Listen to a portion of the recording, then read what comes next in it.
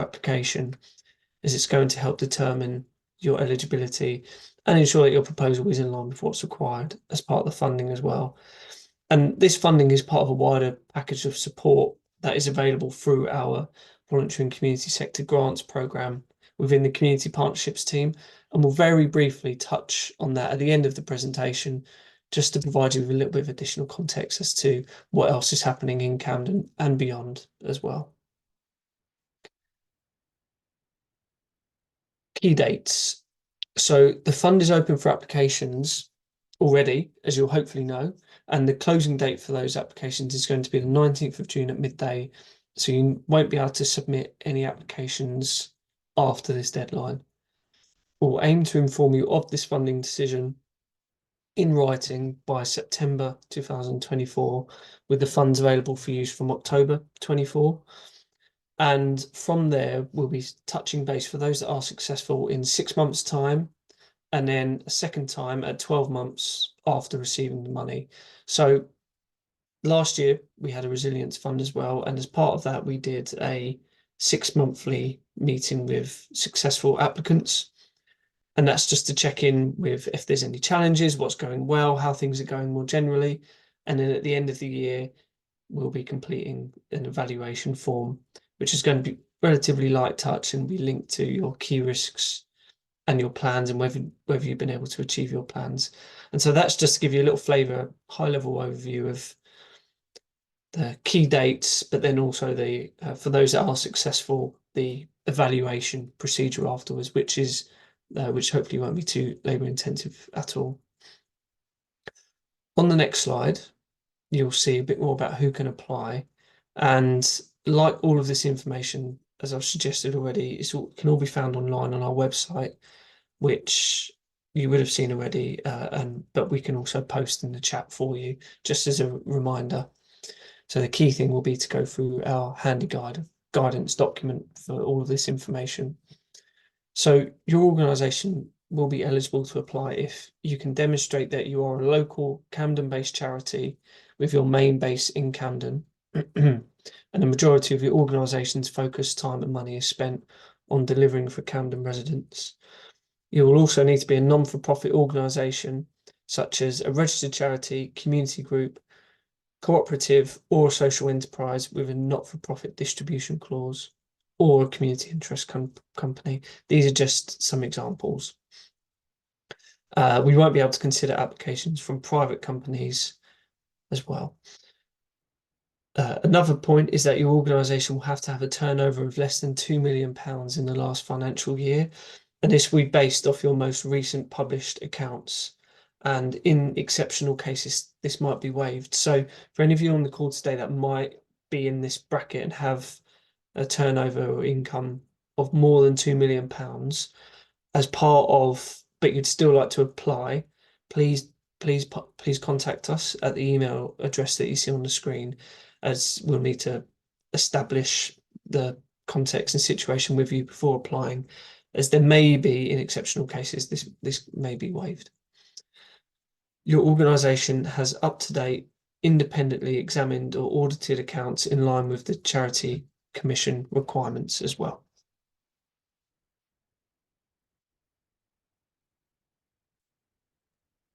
So I'm going to pick up this slide, I think, which is on what can be funded from the Resilience Fund.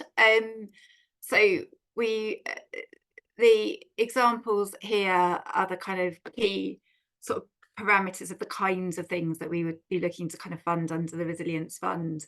But the Resilience Fund is really there to address organisational risks and sustainability. So it's very much focused on elements of your organisation that you might need to support. And what we're particularly looking for is supporting organisations with funding where it's going to make a significant difference to your organisational sustainability and resilience. So all the examples below, the types of things we can fund, we'll be looking at what difference this will make for your overall organisation. So the types of things that we might be able to fund are actions that focus on financial resilience, so ways of increasing or diversifying income for your organisation, or also looking at reducing running costs or making more efficient running costs for your organisation. We can support with strategic and business planning for organisations if that's a kind of key area that you're looking to develop. We can support with um, the work that might be needed around governance and leadership, so support with trustees, staff and volunteers. That might be kind of skills training, um, skills audits for trustees, looking at kind of bringing in diversity into kind of leadership positions, or looking at ways in which that helps your organisation to be more effective and sustainable. We can also look at things in terms of organizational efficiency. So looking at, you might have kind of ideas of things that need updating or reviewing in terms of your operational systems and processes to create greater efficiency in the way that you work. You might also have some really good ideas around kind of partnerships and collaboration. So that might be anything from potentially kind of sharing services or sharing resources across organizations, sharing staff across organizations, or looking at new ways of kind of sharing spaces. You might have specific areas of focus around staff and volunteer recruitment and retention that you want to look at. We can also support non-capital premises costs. So any sort of upgrading and development of your premises is are best addressed through other funding.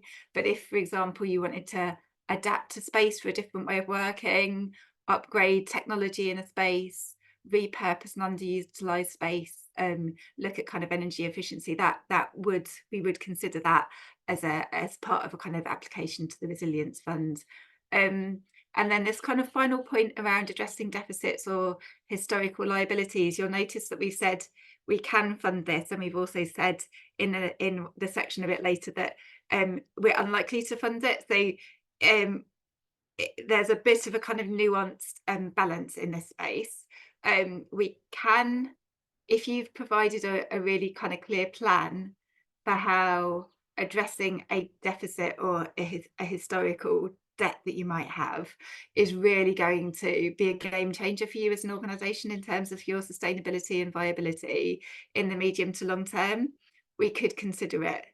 But just covering kind of debt without a kind of long-term plan is not something that we would consider. So you might want to pick up a conversation with us before you kind of submit a bid if this is something that you're thinking about. Next slide, please. So we just wanted to, we kind of realised that's the kind of big long list of things, and it's kind of what we've got in our handy guide, which is available on the website. But we wanted to just give a flavour of the sorts of things that have been funded before, just so that you have a sort of idea about the kinds of things that have been funded. Now, these are just examples. Obviously, each organisation is different, and you will know best the kinds of things that you need to really address the key risks in your organisation, that will help you be more sustainable and resilient going forward. Oh, we've lost the slides. Thank you. Oh, can you go back? Can you go back? Yeah, that's it. Perfect. So the kinds of things that we kind of funded before, we funded an organisation to develop a new fundraising approach to diversifying income. So really to kind of look at a whole kind of strategic approach to the way that they're kind of fundraising and looking at bringing in new income streams. We've funded kind of workforce development, so that real kind of focus on staff support and the kind of offer that an organisation has to their staff around training and development, and a wider kind of wraparound support that they can offer to their staff as a way of addressing staff retention issues that a particular organisation had.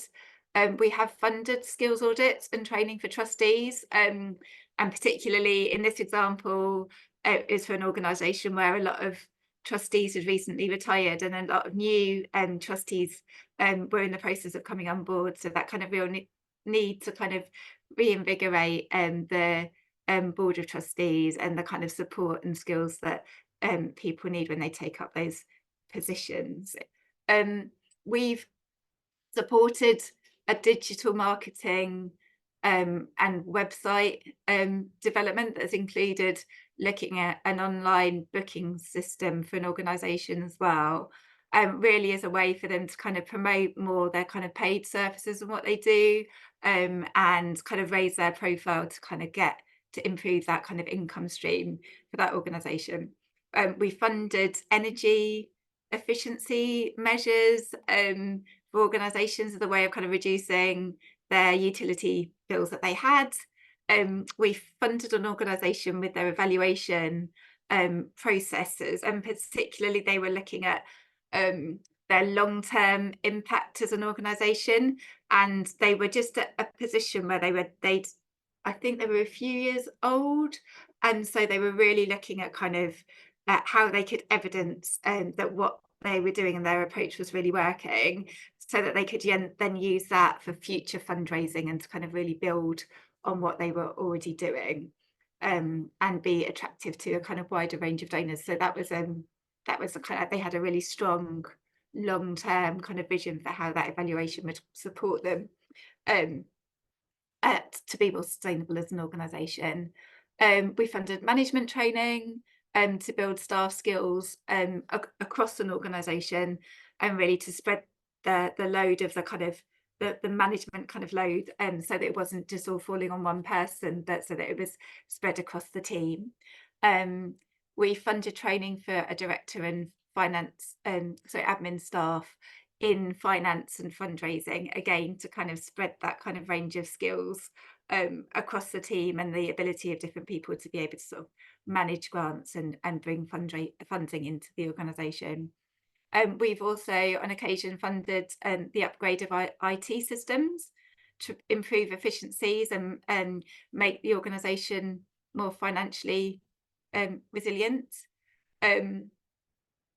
And we've, again, so here's another kind of comms one as well. So kind of an example of an organisation where we've supported them to review their communications to be able to attract in new partnerships. And this was particularly for an organisation that was losing a sort of central government income stream, and were therefore looking at kind of new kind of comms to a different range of partners, and the difference that would need. So they wanted to kind of bring in somebody that could help with that.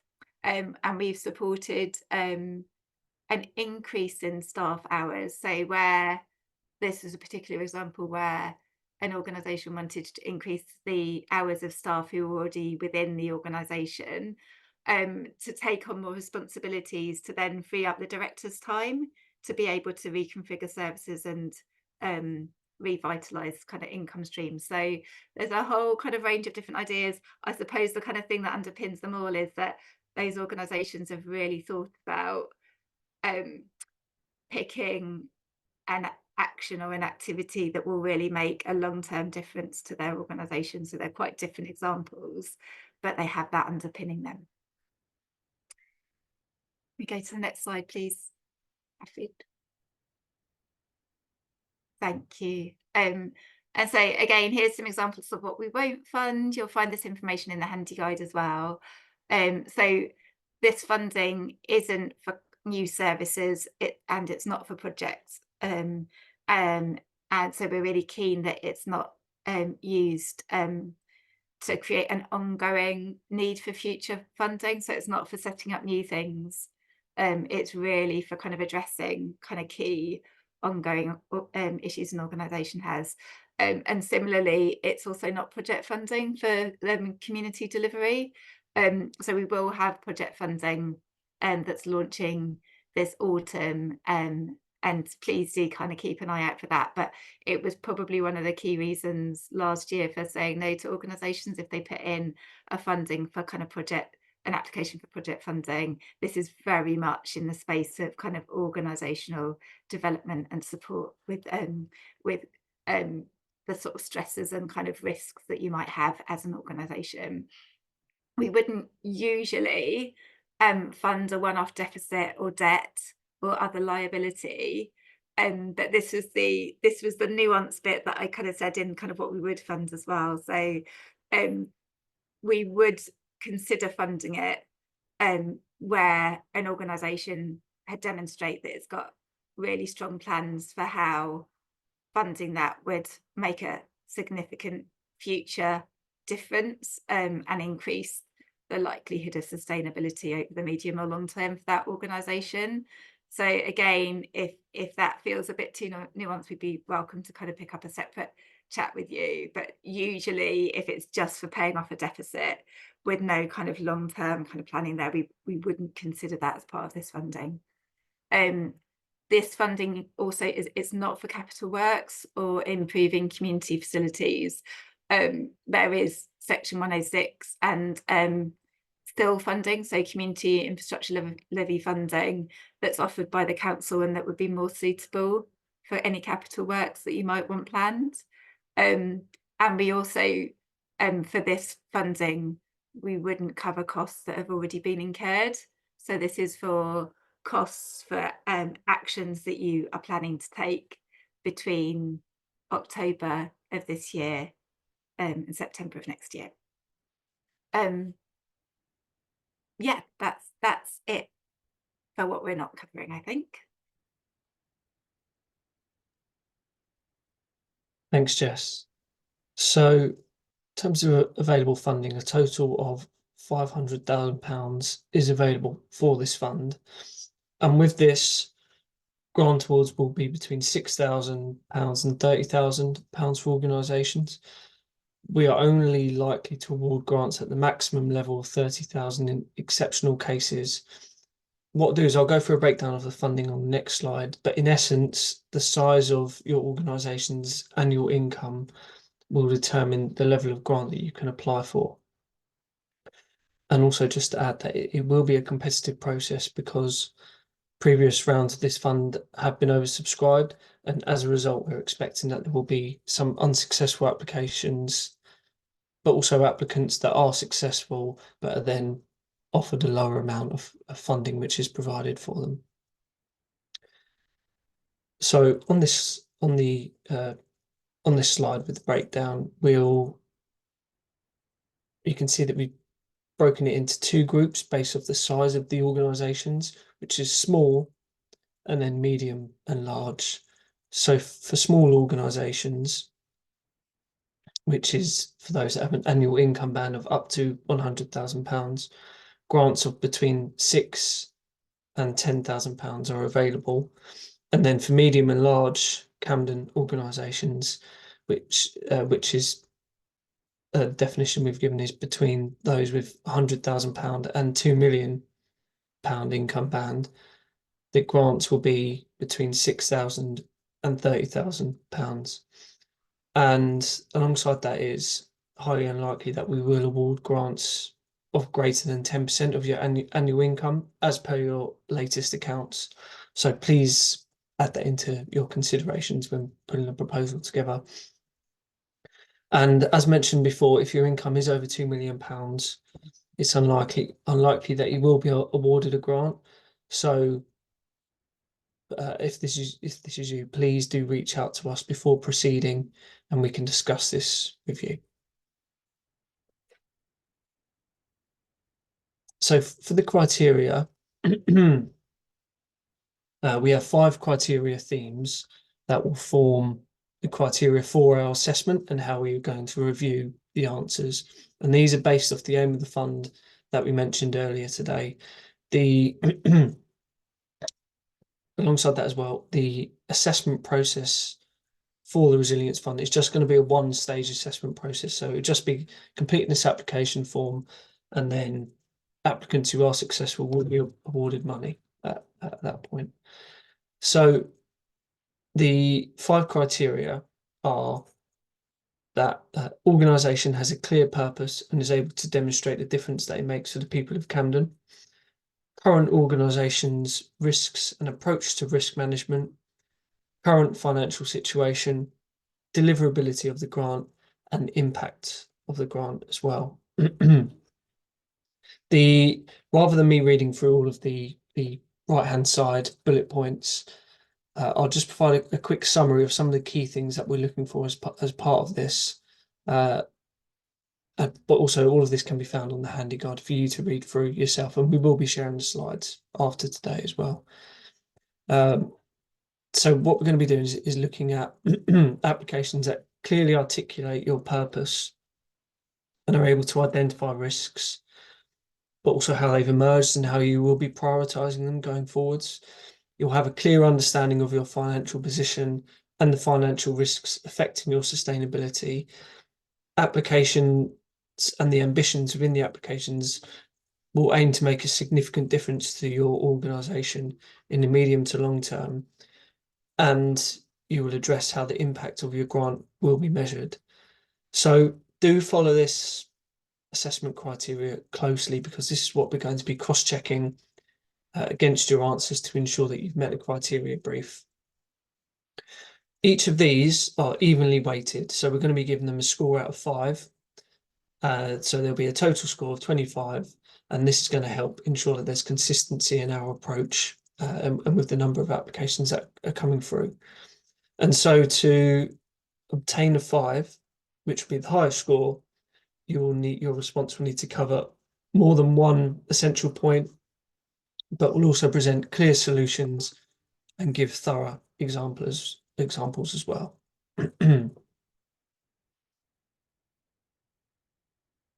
So I think we've reached the point of having a look at a demonstration of how to apply on plinth. So I'll hand over to my colleague Hafid, who will be able to run through that with you. Hi everyone. So, like my colleagues have suggested, the application form is in plinth, so you can do it online. The deadline to apply is the 19th of June by 12 noon. And so to complete the form, you will need to register for an account on plinth. A link to the registration process can be found at the bottom of the page. So once you click the link, it will show you a button here where you can sign up and register. You can save your application form on the portal and come back to it at your convenience. And there is a chat button on the bottom right of the page for assistance. So this button over here, if you're having any technical difficulties with the form, then you can reach out to Plinth directly. I'll just pull up the actual application form. So this is the home page of the form.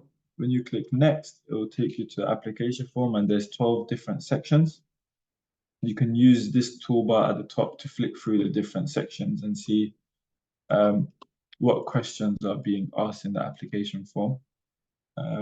There is a functionality to export the document into a Google Doc. So if you want to work on the application form offline, you can export it to a Google Doc and work with it, and then come back to the application form and copy and paste your answers onto the form. A new feature that we've developed with Plinth, because a lot of the time, sometimes in our application forms, we ask questions that we might already have answers to in your previous application forms. So what we've done this time, if you've applied to the Community Partners Fund, it will pull some of the information from your previous application form. So this is just a demo of a form that we used, and it's pulled in all of this information from a previous form. I would say just double check this information to make sure the information is accurate and up to date. That's it. And then I suppose once you go through all the sections and you finish it, you'll go to this declaration tab, which you can submit it. Once you submit it, you will receive an email notification. And through Plinth as well, you are able to go and see all the application forms that you have submitted to us. So if there's any point that you want to go back on the application form and just have a look at it, you can do so directly through Plinth. That is it from me.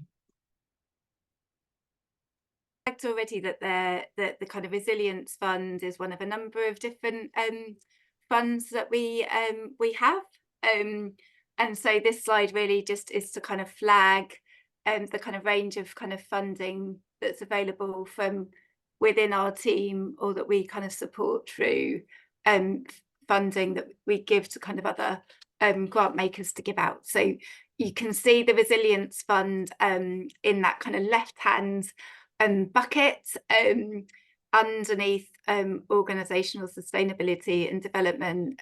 So this is the 3rd year we've done the Resilience Fund, we are going to we're planning to redesign it next year and have a kind of broader look at kind of the organisational sustainability and development needs of the sector. So we are planning to have future kind of rounds of funding that will focus on organisational development as well, but they might look a little bit different from this Resilient Fund. We've got the infrastructure funding in there to the kind of key second-tier organisations in the borough, like the Volunteer Centre Camden and Voluntary Action Camden, and the Young Camden Foundation, who are sort of giving out kind of who give kind of that support, training and development to the sector across Camden. And then we've got our kind of multi-year funding in that middle strand. So it's our community partner fund funding and our advice network funding. And then in the kind of right-hand strand, we've got the We Make Camden kit, which is run by Camden Giving, so with small micro grants to community organisations and individuals with really good ideas for projects they want to do in the community. And just to flag in that kind of right hand stream, that's where the project funding is being developed. So we're developing that funding stream at the moment. We're hoping to launch it this autumn, so do kind of keep an eye out. And if you're not already signed up to our regular newsletter, then please do sign up. That's also in the kind of link that we shared earlier on to our website, so you'll find the kind of link to sign up to the newsletter there. But that will kind of give all of our kind of funding will be announced via that newsletter, so please do keep an eye on that. And then Hafid, could you move to the final slide? Oh, good. I thought I'd froze him for a minute then. So this is just to say, obviously, we're not the only source of funding for the borough. There's regular kind of information about kind of funding in the sector via the VAC newsletter that goes out once a week. The Young Camden Foundation have a regular newsletter as well, also with kind of training and kind of grants in that. And then there's also the kind of Camden Giving newsletter. And Voluntary Action Camden hosts the Camden for Communities portal as well, which is a really great search engine to look for other funding opportunities, both local to Camden and wider kind of funding. So that portal's run by kind of Grant Finder and iDocs, and so there's a lot of funding opportunities available on there. So please do use that. It's completely free. It's on Voluntary Action Camden's website.